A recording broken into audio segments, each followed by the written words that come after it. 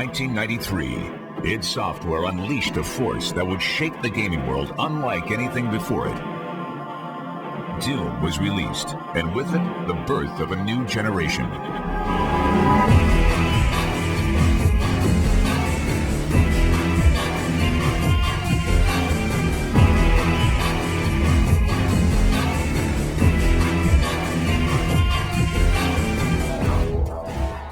The original Doom was a really significant jump in gaming technology for the time.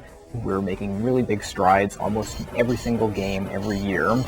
And Doom was a really significant kind of inflection point for things because all of a sudden the world was vivid enough that normal people could look at a computer game and understand what computer gamers were always excited about. With the new Doom game, we've been able to do what I think is one of the most important things for our game engines here, is we've unified the way all of our surfaces and lights interact. We're able to use the bump mapping technologies on the modern 3D cards to bring about detail into things that we can still run at a very rapid rate. And the step in quality is just breathtaking. We're able to see pores and veins and crevices, and we're able to go ahead and see whether a scientist is having a bad hair day. Now, most of the time you don't get to see this much detail when you're just gunning down enemies, but occasionally something will happen. You'll turn around and there's a monster right there in your face. You see the slime dripping out of its mouth and blood coming off of it, and it's really taking it to a new level. The technologies that have followed from the original Doom have brought freedom to the artists who are now able to truly bring their visions to life. Gamers will no longer just play games, they will be immersed in them. Every generation of technology that John Carmack has created has raised the bar for the industry and really set an example that other programmers have used to follow in creating their next generation of technology. Doom 3 is going to be the exact same thing. It looks awesome, and the universe that we've created is nothing short of just mind-boggling. We are going to redefine what people expect to see in a PC game experience and provide them something that they haven't had an opportunity to experience before. There's a huge difference between the way we created art back for the old Doom, for the original Doom, and the way we create art now for Doom 3. When you're trying to compare what you're used to seeing or what you saw in the old Doom compared to Doom 3, it's almost like a comic book coming to life. In Doom 3, we're able to create hyper-realistic environments, things that you really would only see before in a movie. When a character passes through the light and the way the light works against the surface and casts a shadow across its own body and casts a shadow on the floor, the type of detail that we're able to achieve with each character begins to feel like you can reach out and actually touch it. It's pretty much the most frighteningly realistic experience that you have inside a game. In the original Doom, we had a lot of limitations when we were working with the maps. The player couldn't jump, we weren't able to have a room above another room. It was all very simple.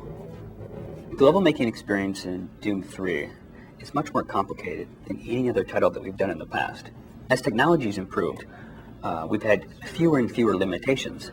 And now, with Doom 3, we have the ability to create anything that we want. As an animator from a film background, I was always taught to try to get inside the characters and kind of get a feel for what they're thinking. And with the new Doom, I felt that I've been able to be a lot more creative here because I get to basically come up with how the characters move and what the cinematics are and what the demons are doing, what the zombies are doing. So it's very cool. People probably won't understand the amount of detail that is in the world and what goes into creating those details. All the textures are actually models. They're not just painted anymore. Everything is modeled very detailed, very high res, and then we'll build the lower res off of that, and with the new John Carmack magic, it adds all the details back in. We're getting to the point where people really enjoy having that ability to create cinematics that, are basically film quality. When we were presented with the opportunity to work on Doom 3, that was a bandwagon I jumped on, with both feet and kind of rallied and said, yes, that's what we need to make, because the technology was right and the time was right, and I really felt that's what fans wanted. People wanted another Doom game from id. Gamers and press alike embraced Doom as it took them through an uncomfortable journey filled with demons and monsters. A decade later, id Software brings back the title that defined the first-person action shooter and makes it one of the most frightening places to be.